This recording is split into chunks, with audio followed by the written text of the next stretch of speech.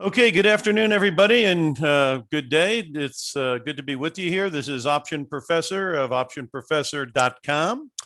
And basically, we are going to go over our favorite or some of our favorite indicators on how we try to figure out where the markets are going.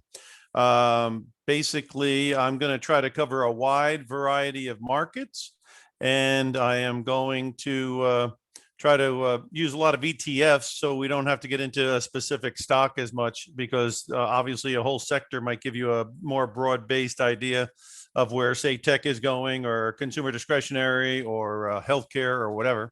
And then you could go into your individual issues and pick your poison that way. But I'll give you a broad stroke on what the actual sector looks like by using a broad-based ETF. I want to add something here with, if I get a moment here, where we go, add that to the graph. Okay. All right. Just a little overview here. We sent out an alert on Monday that we were anticipating a big turnaround Tuesday. And if the lows of Monday were to hold, that might be a place you could use as a line in the sand for your entire portfolio as far as, the broad-based portfolio. In other words, this 42.24 that we hit on the S&P on Monday, that starts getting taken out here. And I think there'd be a little more trouble in River City. So right now, exactly what we said, going to be a big turnaround Tuesday. And of course, Wednesday added another 40 points on the S&P. So it was a really good call. And we did send it out by alert. So don't forget, at the end of the broadcast, you go to optionprofessor.com, you put your email in there, and then you'll get our contact information and you'll get our alerts and everything else all free of charge. So that's a pretty good deal. Okay, so quick background on myself. I'm a graduate of Boston College. I've been doing this for decades, and we've done hundreds and hundreds of seminars on options and other investments using learning or educating people on the uses and risks of investing, including options.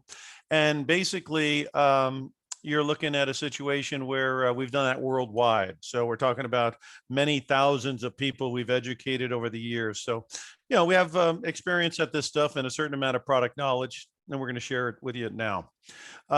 With regards to the broad indexes, let's start looking at them a little bit, and I'll give you some of the technical indicators I like to work with. First of all, I love the moving averages because they smooth out a lot of rough edges, right? And they're not based on some guy's opinion on Bloomberg or CNBC or some talking head or some crazy guy who's animated or whatever. It's based on price and time. And basically, when you are working with price and time, there is really no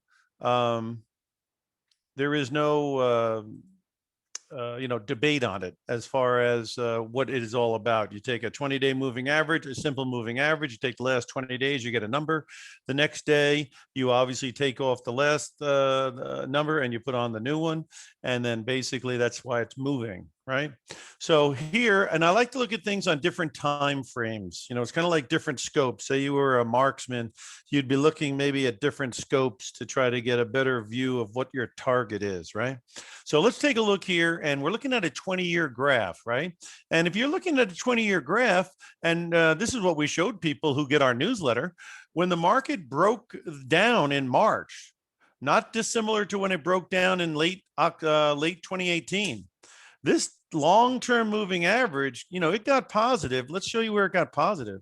The darn thing got positive down here in 2010 to 2011. So this thing's been positive since what? 800 on the S&P, 1,000 on the S&P.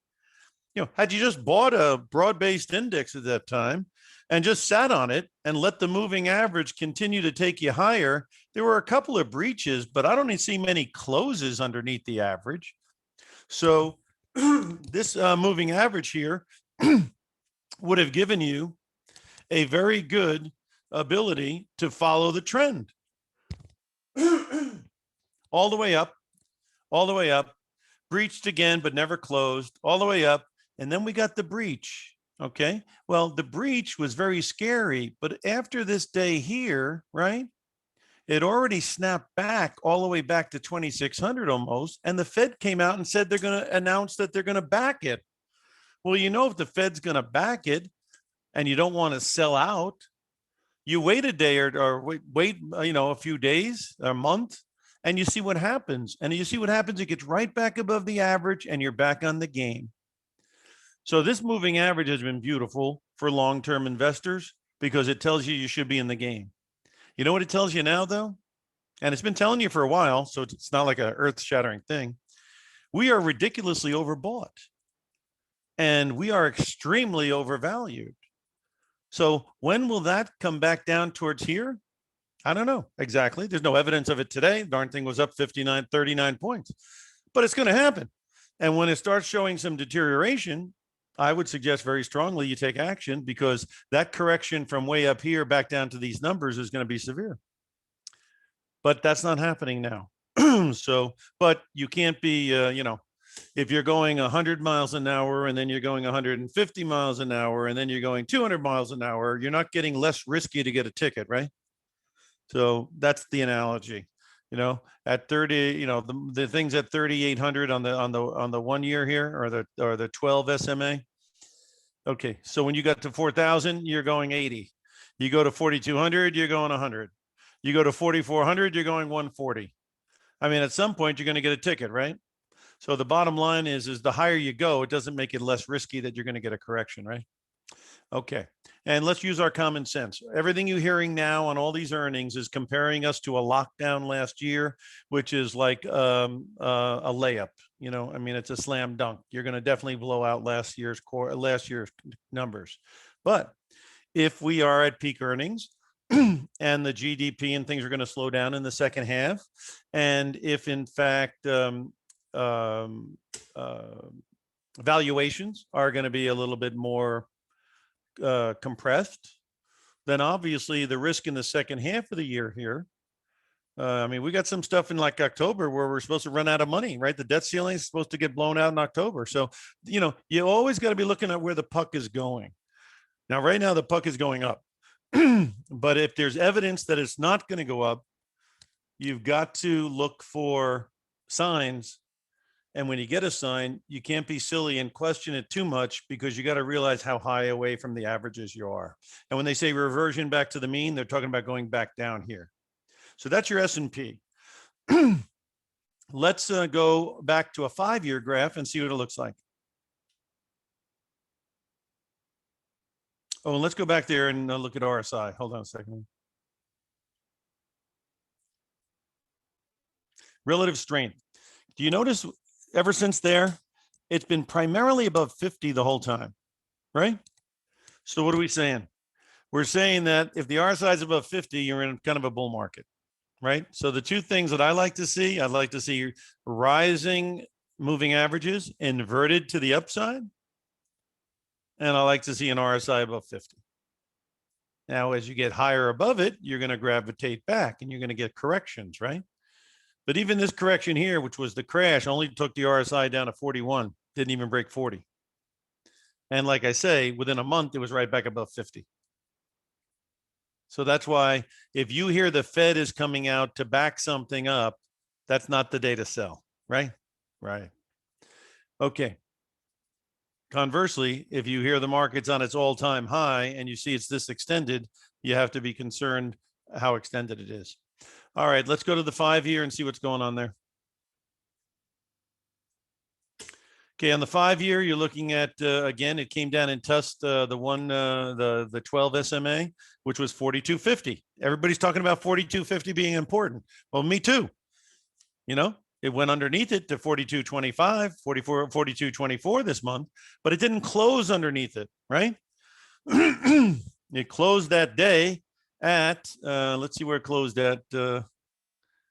It closed at, it closed above 42.50, that's for sure. So you never closed underneath it. You did penetrate it. So right now it looks great. You start getting underneath and closing under 42.50, like I told you, 42.25 and close underneath, it's going to open the door to going down towards 41.20 or even 4,000, right? And still be in a bull market. Okay. The 1-year graph. Oh, let's go back and check that RSI. RSI to me is like the pulse. Your pulse is above 50, you're doing pretty good. You're pretty strong.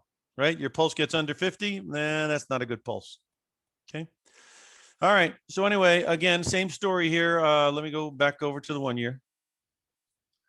And the 1 year got penetrated here pretty good, but the blue line held up pretty good, although it did look like it closed underneath it. But again, once it got back above it, that's your buy signal. And it got above 4269, 4270. That was the time to get back in or add, right? And you put your cells underneath here. Right now it's back up here. And it's above all the red. Oh, it's all above all the moving averages. Tomorrow is Thursday. Like we told you on Monday, turnaround Tuesday. Well, you know what Thursdays also sometimes? Turnaround Thursday. So let's see how this thing survives Thursday. Because if you start seeing it back under the red line, which is 43.37, and we're about 15 points above it, that might be a warning signal that we're going to have another dip. And if we had another dip, sometimes what you do is you measure out where we bottomed, which is 42.24, and then say we peak at around 43.75 using just a random number. We don't know what it'll be tomorrow, if it is a peak at all. That'd be 151 points. If you took a Fibonacci number, 61.8. Now that's a Fibonacci number. If you don't know about Fibonacci numbers, you can look it up. Basically, you add the last two numbers and you get the next number. That would be a 93-point drop. So if we went to 43.75 at a high point and you took away 93, you'd be looking at coming back down towards 42.80, which would still be above some of these other moving averages that we've mentioned. Okay. Like the blue line there, which is at 42.70. So keep an eye on this. Again, it looks very good right now. But again, Thursday, it can be a weird day. And there's been an awful lot of enthusiasm in 48 hours. And there's been an awful lot of people who are running back in and covering all their shorts and everything else in the last 48 hours. So we'll have to see what tomorrow brings and monitor it closely. But if it does roll over tomorrow, our guess would be that there's going to be a pullback. So take a look and keep an eye on it. Let's see. Then let's look at the RSI. RSI just dipped underneath it a little bit when it went to 44. But again, now it's back at 58. We had a couple of these type of corrections in the last 6 months. And one was in May, on about May 12th. And the other was in March. So as you can see on May 12th, we dropped down here. We made a little bit of a lower low, but it was right back on the bicycle the next day, just like it was yesterday. But after it ran up, as you can see, it did run into some resistance. That was a pretty good run. It went from the low there of 40.41 all the way up to what? 41.68. So that's a 120-point move, right? That's pretty much what we just saw here today. So last time it had a big run up, it did have a pullback afterwards. And that's what we're concerned about. And that's what we're looking for now if you're a short-term trader. Back in March, we had it again down here. It bottomed out and it had a kind of a good size run. And this time here, it went from a low of 37.09 and it went up here and it got a little sloppy. And one thing I measured out is from this low to where it really broke out back to the upside was about a month. From this low here to when it really broke out over here, it's about a month. So I'm a little bit concerned that we're going to maybe see some uneven activity here in the weeks ahead.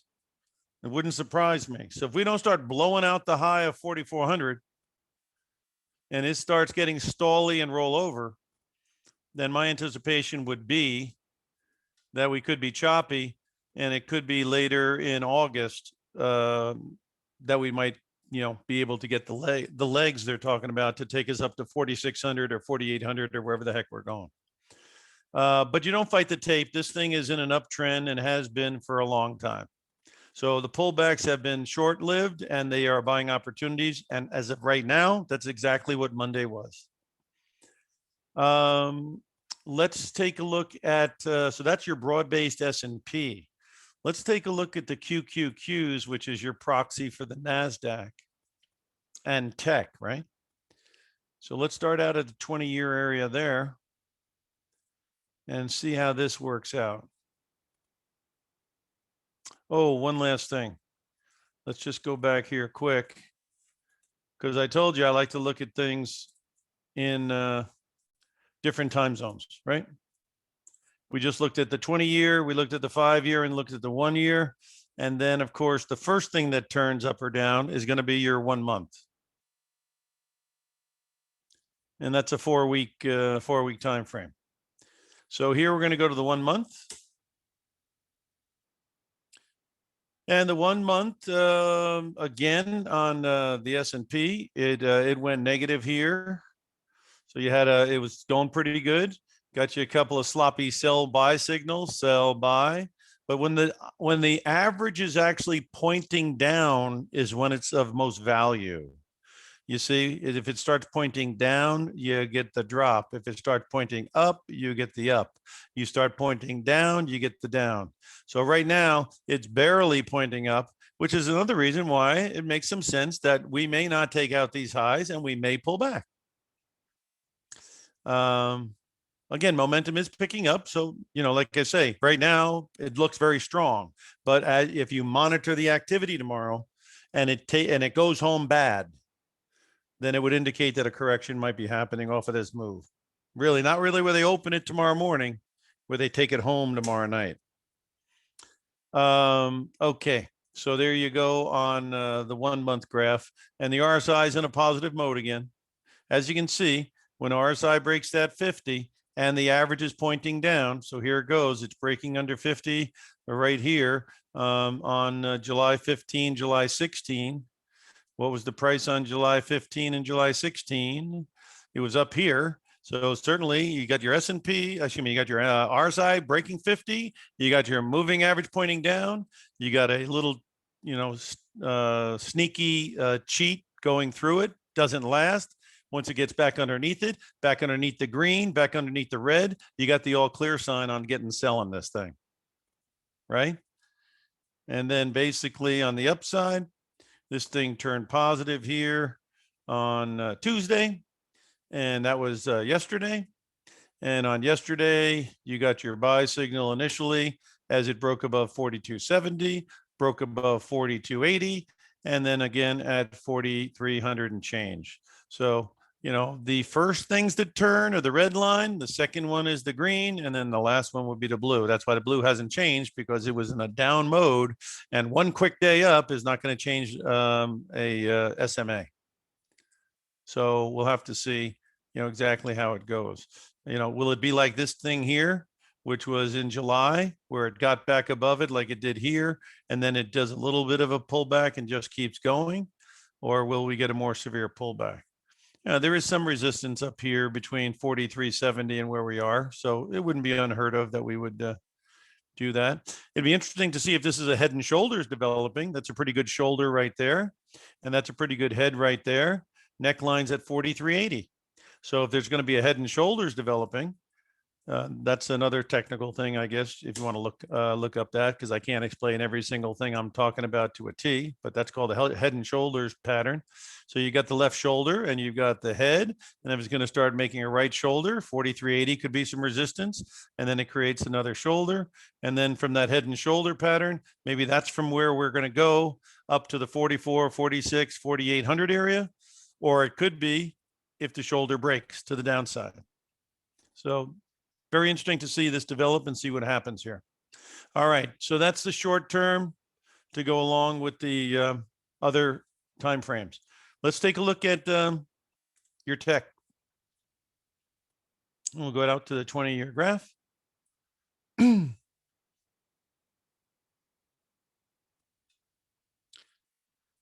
Okay, on the 20-year graph, let's see what it looks like.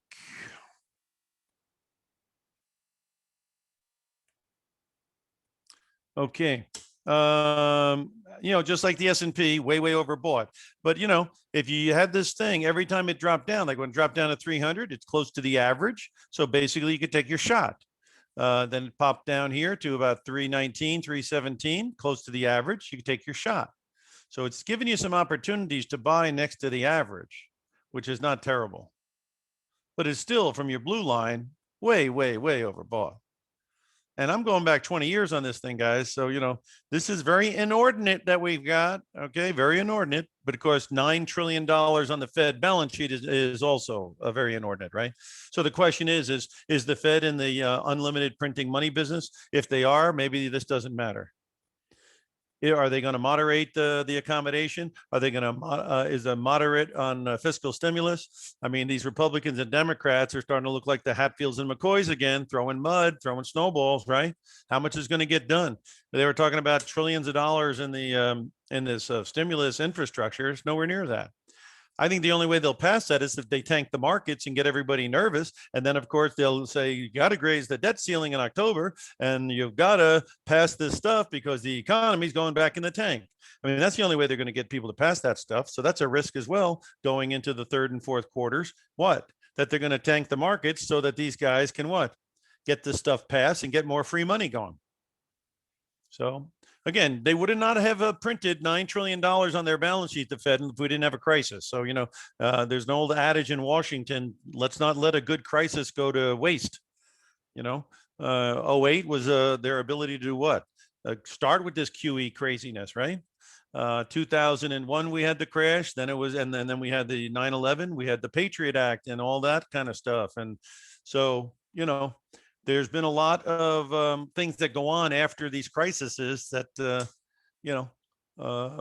can happen. So bottom line is if they really want to get huge stimulus passed with a bipartisan agreement, and if you really want to get the Fed to continue on the printing money, you may need another crisis. And how do you get another crisis? You take 4,400 on the S&P and you take it down. At any rate, here is the situation on QQQ. Can't say much negative about it, except that it's overbought. RSI is not in bad shape. It's right there at, whoa, is RSI at 80? Yeah, RSI is at 80. That's a high number, guys. So that's all part of the overvaluation they keep talking about, right? All right, let's go to the 5-year. Now, here's a problem as well. You see these highs here? I'm going to talk about divergence. You see you got 340, 340. And the RSI is like on this high right there, the RSI was about 70. RSI over here is about 66. And the RSI with this big new high is trading at 70. That's not very much higher than 68 and 66, right? So the bottom line is the RSI has not really confirmed the strength of what we've just seen. And that can be concerning. Okay. Sometimes people say that is a divergence. Now, this is not a terrible divergence. Okay. But you want to look at a terrible divergence. You look at this market here back in 2020 when we were at the high and the RSI was way up here at 80. So get this. When we were at the high of 2020, which is what, a year and a half ago, the RSI was up at 80. And if you notice, I just told you it's at 80 on some other measure. But right now, despite all this run up we've seen, the RSI is only at 70. So this is where the RSI was at 80. And we are way up here and the RSI is only at 70. So that is a little bit of a divergence there as well. Okay, so there you go. And obviously just following the blue line has been a lovely thing to do. Just follow the blue line and sit there and just watch the money come in. Okay, let's look at the 1 year. Okay, again, big pullback to the green line and came back right above it. So I would say this is a very important area for a QQQ, which is around 355. Definitely don't want this thing taking out that. And for sure, you don't want this thing blowing out 349. Okay. This is RSI went down to the 50 number, right? Right there is at 53. So it's testing. And then basically it takes off again. So stuff, it looks good. Like I say, everything looks good right now. I'm just saying we'll be monitoring this, and if tomorrow night they take it home on its with its tail between its legs, that might be a sign that this was a snapback rally that may have some more work to do. So you be on alert for that, right? Okay, let's go to the 1 month. That's the short term. And this thing, was going, look at this. You caught a nice move here from, this is on a 1 month from 344 all the way up here to 360. That gives you a 16-point move just following the blue line. Got you out at around 360 or so, and then it got you right back in at 360 here today. So again, these are all inverted to the downside still. That's not good. So if you start taking out 360 and 359 and 357, this would roll all this stuff back over. And if that happens, your RSI, which is at 58, could get back underneath 50. So this would be a short-term indicator I would be watching, that if it breaks underneath these levels of between 357 and 360, and you start seeing the RSI breaking underneath 50, that would indicate to me that it would be what? Rolling over. And then the concept of more work to be done, more choppiness, because if you get our newsletter, we talked about this last month in June. July is going to be a very choppy month. Choppy means that when they look great and you buy them, they go down. When they look terrible and you sell them, they go up. That's choppy. And that's what we've had here in July. Also, I said there's potential that it could be a little bit brutal.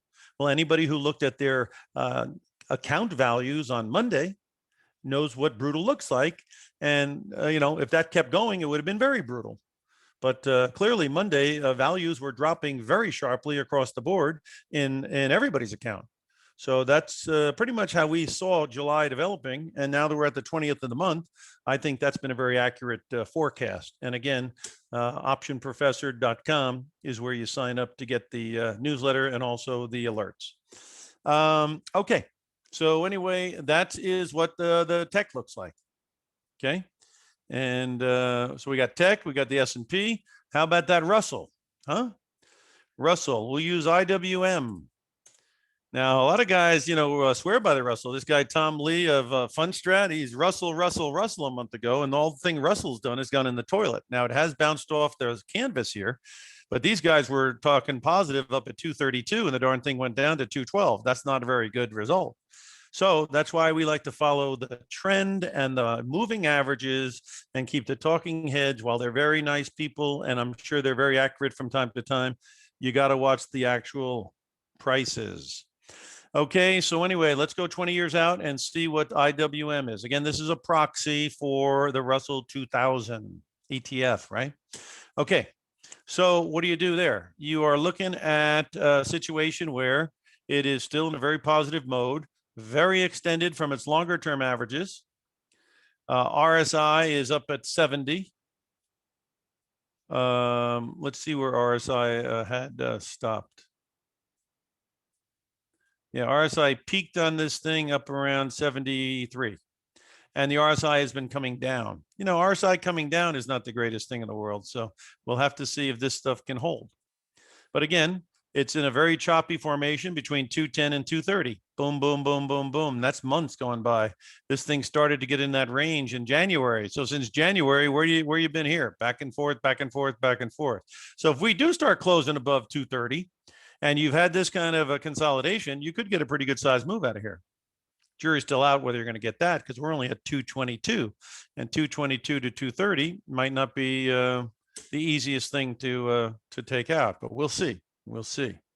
Let's go to the and what's the RSI? We said it was over 60. How about the 5-year? 5-year rolling over here, guys. I don't like the red and the green up here at 224. So getting this thing above 225 would be very nice, and having it stick. What you don't need it to do is, and obviously this is where moving averages are sometimes not so helpful. If you're in a chop, and believe me, let me explain. You want a poster child for chop? There you're looking at it. Goes up, comes down. Go short, go up. Go long, go down. That's a good way to go through a lot of money. So the bottom line is what? Moving averages are not that great when the markets are choppy. Now, the beautiful thing about a long-term average is what? Is that it smooths out all that bump. So this moving average was positive at 140 and it's still rising. So it's still looking good. And it comes in at what price? It comes in at,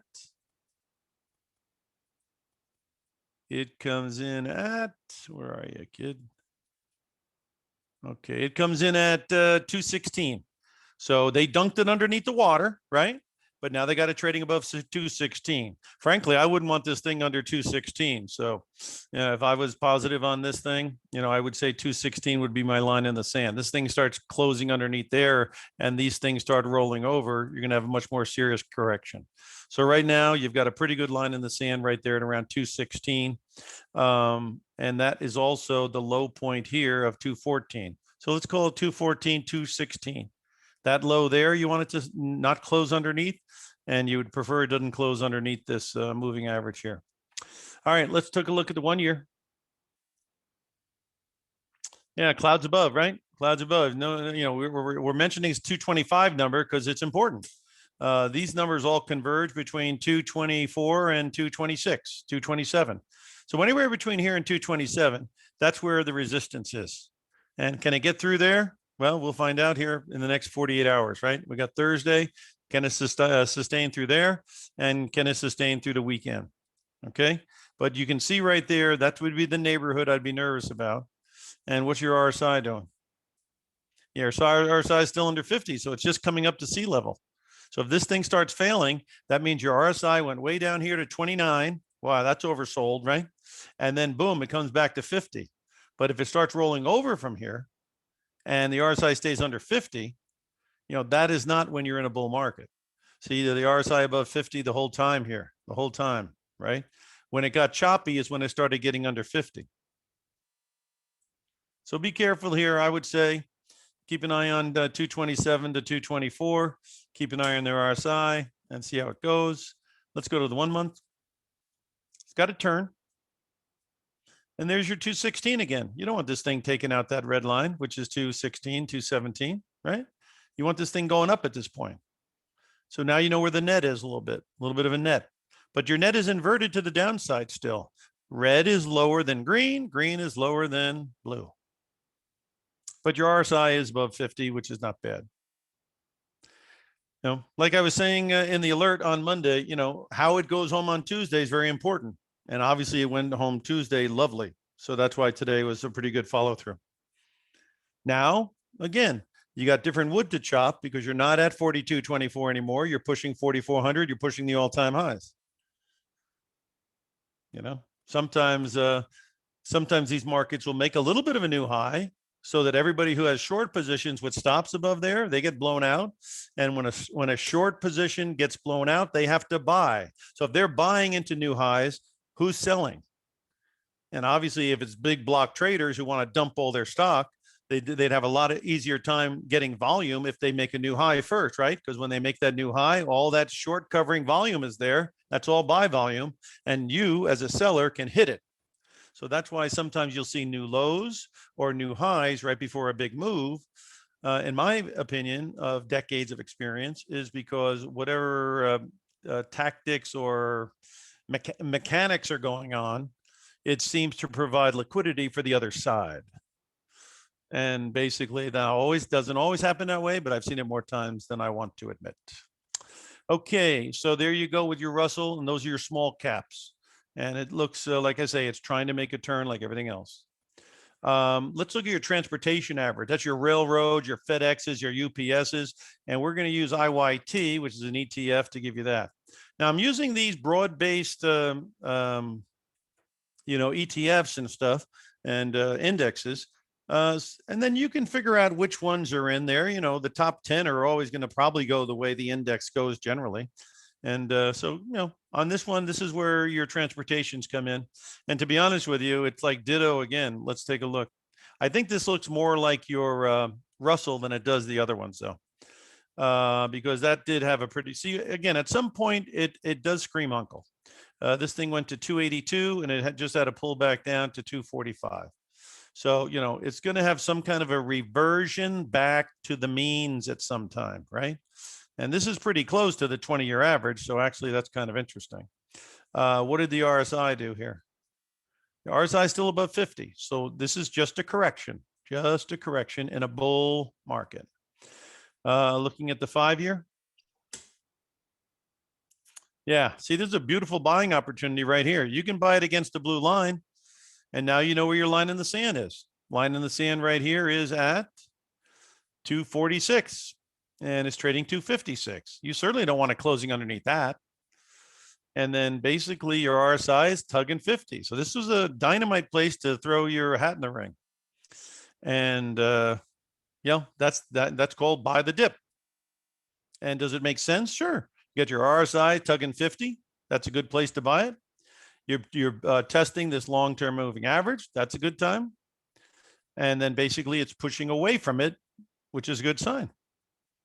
So you got nice lines in the sand here on a lot of these markets where you can keep your positions, but you can also start thinking about trimming married puts, where you buy puts against your situations, collars, where you sell the out of the money call, take the premium and buy the put. And that gives you parameters around your equity, or replacement trades, which I'll get into in a second. Now, so there you go. There's your 5-year. Let's see what the 1-year. Yeah, the 1-year, like the Russell, is ominous still, because your RSI still is under 50, and the blue line is certainly looking very good there, and it comes in at 262, and we closed at 256. So if we go a little bit higher and we fail at that level, that would not be a good sign. And the direction of the moving average is where? Down. So time to be a little bit careful out there. You know, a little bit, know how where the parachute is, and know where the seatbelt's located, right? Okay, let's keep going and go to the 1 month. Okay, 1 month's trying to give you a turn here. RSI is above 50. Again, you don't want it underneath this 252, 253 area. So, you want it on a shorter leash. The other one gave you a different price, but right now you want these things that are inverted to the downside to start inverting to the upside. That's only going to happen if you trade up here and you sustain the strength, because moving averages take time and price. So price going up is great, but you're going to have some time elapse before you actually can turn these things up. Okay. All right. So there you got your transport, you got your Russell, you got your tech, you've got your broad-based S&P. Now let's look at a couple of individual areas. One area that got nailed hard is your energy. Let's see if there's any reason why energy might be a good time to take a shot. This is your XLE, which is your what? Broad-based energy. Part of the value deal is industrials, materials, financials, and energy. So looking at this, let's go back out, take the lens and take it out to the 20-year lens. I think one of the problems that the energy stocks are having is because it's a sloppy looking long-term graph. This goes back 20 years. Your RSI is turning down now, and it is at 50. So this thing had better hold, because if it starts taking out the 50 on the RSI, that's when you get this kind of move on the XLE, right? And so the bottom line is you have to be careful that, and this is a logical place where it would have resistance. You see all these lows? That's now resistance. I'm giving you technical, indicators as I go. I'm just not identifying them as anything special. Bottom line is this is how we're looking at the markets. Former lows become resistance. Is there a reason why it stopped there? Obviously. Okay. So don't like the RSI pointing down, but it is hanging to 50, which means it could be a place. Okay. That's your 20-year graph. Very sloppy looking, and the blue line is pointing straight down. So the fact that it's trading under 51, 52 is not a good thing. You want it above 51, 52, and you have to have it stay up there. You see how these averages are not turning up? Because you can't just peak up there and then tank. That's not going to turn a moving average up. You need time and price. Okay, let's start talking about here on the 5-year. Come on, 5-year. There you go. Now, this is what made us feel like there could be something happening here. You see, this was today, and this is the day to take your shot, because you see, we went down as low as about $45. $46. And you see the blue line comes in at 47.37. So once we closed above there, boom, that's where you take your shot. And the RSI is where? Right there at 50. So if this thing can hold this area, 46, 47, 46, that area, and it can start getting back above 50 and then 55, then you're off to the races. Because these things are all inverted to the upside, which is good stuff. And you see this low here at 45, that's now support. So on the optimistic side, this stuff had a correction and it is holding one of the main moving averages and it's holding a technical spot there. And the RSI is holding right around 50. So is there a reason why you would take a shot? Absolutely. And they tell us that energy usage on the gasoline side is back to pre-COVID. And who's going to get more supplies going? I mean, you've got what? Private equity is not putting money in there. They already got wiped out during the drop. Do you think they're going to go back and put money into something that's supposed to be going obsolete because electric cars are coming? So you got private equity ran away. These companies are not using all their capex looking for oil. So supplies reasonably between now and next year should remain tight. That is good for this. But if this thing starts taking out 46, I don't care what's good for it. It's not good for the price. All right, now let's go to the 1 year. And again, you can see a lot, just like transports, just like small caps, got a lot of resistance and the thing's rolling over to the downside. I don't like it. And the RSI, I'm sure, is still under 50. Yes, it is. So there's still a lot of wood to chop before energy can really be considered, a good situation. The first thing is stay above 47 for a week or so. The second thing is start getting above 52 and 54. Those are two very good things that could happen. So if we have a conversation a month from now and we're trading 52, 54, 55, then our position would be is that it looks like it might be turning. And then let's go to the 1 month. And I'm sure we got a little bit of a turn out of it today, but similar to the other stuff, it's just trying to turn. If it starts getting back underneath 47, you can see these things are inverted to the downside. So they're already in a negative formation. And this thing is not going to turn up if you don't get above 50-50 and stay there for a while, because this is a moving average of time and price. And the RSI right here has gone back to 50, but it doesn't look like it would take much to turn it down. So again, very exciting time for XLE, because if it can hold 46, 47, you got a great place to buy. If it blows it out, you better take the raincoat out. Okay, so I gave you the energy idea here. Now let's look at something in the banks. Everybody loves the banks. Let's see about the banks. Now, banks make money when they can pay you zero in the bank and then they can loan it out at 3 or 4% on a loan, right? That's how they make money. They don't make money when mortgage rates are at 2% and they got to pay you money and there's other expenses. That's called their spread. So the spread is collapsing again after widening. Now, we were all over this in the newsletter last year that the value trade was going to go through the roof because the yield curve was widening, and a widening yield curve is very good for financials.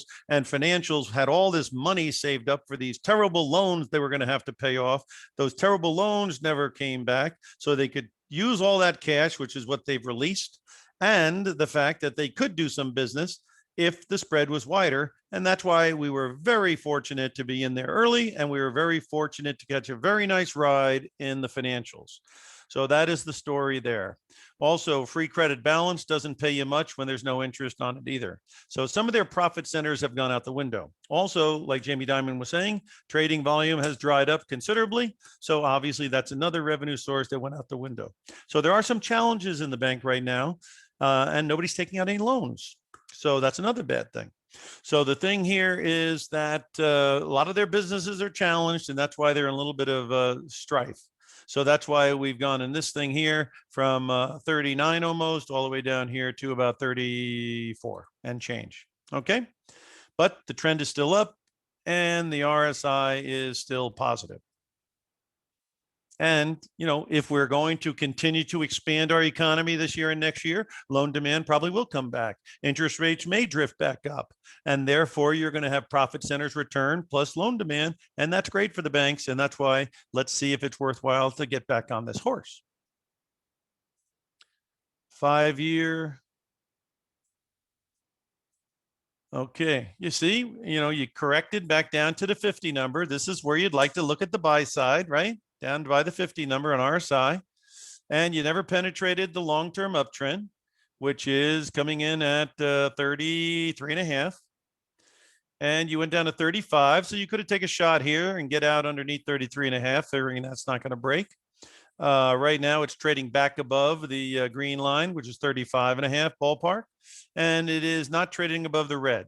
So that's why we're saying tomorrow and Friday are kind of important. If these things go up to the red line and roll back over, that's not going to be very good. Okay. But if we can stay above here right now, I would say let's stay above 35.5. You stay above 35.5, that's good. You take out 37.25, that's really good. And you stay up here because, again, these things need the prices to be above them and sustain in order to keep going. Let's look at the 1 year. See, again, yeah, you're running into the resistance, right? So that's why, again, let's see what happens tomorrow. 36.84. So again, like I say, that 37 neighborhood, got to get above through there, stay above there for it to be good. And if it fails up around there and it starts rolling over, and if it starts getting back underneath the red line here, which is 36.5, 36.25, then you run the risk of going back in the soup. And so basically, and look, the RSI was under 50 and now it just came back to sea level. It's at 50. So this thing starts losing altitude. The RSI will lose altitude, and that's not a good thing. Plus, you got that blue line there. Let's take a look at the 1 month, and I'm sure it looks very similar to the other ones. Yep.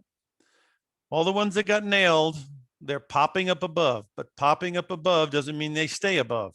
Do you notice they popped above here and then they went down? They popped above here and then they went down. And you notice these things are not crossing very much. The green never crossed well, it did cross the blue here a little bit. Yeah. But again, you definitely don't want this thing underneath 35.50, 35.80, whatever. You want it to stay strong. All right, there's your financials. And another one that we like is a healthcare. What is VLV? How about XLV?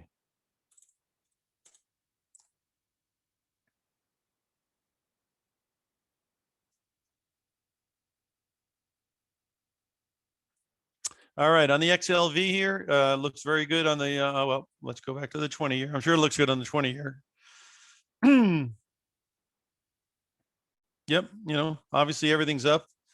Again, very extended like everything else, though. That's the problem. But we'll see. But obviously everything's a go there. Again, this thing came down and it tested the red line a few times here lately. And so I would say that you definitely wanted to stay above 125.5. Where's your RSI? It's above 50. So again, healthcare looks good. 1 year. Again, looks good. 120. Yeah, here, what is this? We had 125 and change on the longer term average. Here we go with 125 and change. So, you want this thing underneath 125. That's pretty much for sure. Keep this thing above 125. On the short term basis, it was having some trouble, then it came back up. This thing gets back underneath 125, 128, and now we're probably going to go down, test that support 125, 126. So let's keep it above 128. And let's see if it'll hold 125, 126. That's the story on healthcare. All right, let's go over some of these different commodity stuffs. I'm going to go over Bitcoin using GBTC. All right, here's our call on Bitcoin. Who wants to hear the call on Bitcoin? I'll tell you what the call is. The call is as follows. We only need to go back 5 years because this thing ain't been around that long. All right, here's the deal. You see, that's the bottom, 5, right? So here's how the math works in the world according to the option professor. We start at $5 on Bitcoin GBTC. We go up to what? High was 58.22. Let's use round numbers. 58 minus 5 is $53. That was a $53 advance. If I take 61.8% of that, I get about 33 bucks. If I take 58 and take away 33 bucks, I get about 25 bucks. And you know what the low has been? The low has been 24 bucks. So what's the call? The call is we better hold these lows, guys, because we don't want to go further than a 61.8% correction down. So that's a pretty good line in the sand here. And let's see if it makes any sense. Okay, 24.25. You want those lows to be the low. That looks like a double bottom too. Wouldn't that be nice? Okay. And again, these, well, let's just go. The blue line is still trying to continue up. So getting it back above that blue line, in my view, would be similar to having a crash in March and getting back above the blue line on the S&P. If you recall, the blue line was around 2,800. So even though the S&P went down to 2175, it didn't last. And then it got back above 2,800 and we were on the bicycle.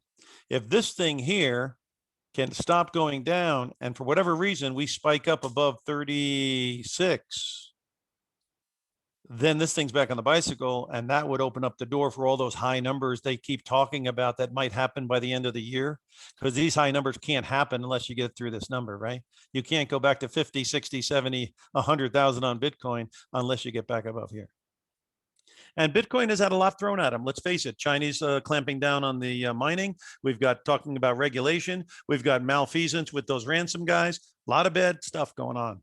But it's still hanging in there and it's still holding a 61% correction. So rather than jumping on the bandwagon with everybody who hates crypto all of a sudden, start looking at it as a possible place to take a shot. And this is a risky investment by any measure. All right, I don't have too much time, so let me go fast. Let's take a look at these metals, because I would think they may be interesting as the year goes on, but they need to, I'll show you what they need to do in our opinion. Okay. I think if you're going to make a lot of money in gold, gold has got to start closing back above 1827, 1830. So if it closes above 1830 and then it takes out 1920, you are in the game. Otherwise, you've got to think that it could come down, maybe take out the green line, maybe go between the blue and the green into the maybe the 1600, 1650 number. Maybe they'll take out that low a little bit, and that might be it. So on gold, either we're looking for some type of a test of the blue line area in that neighborhood, or we're saying if it gets above there, it would be time to put the bait away and start fishing. Silver.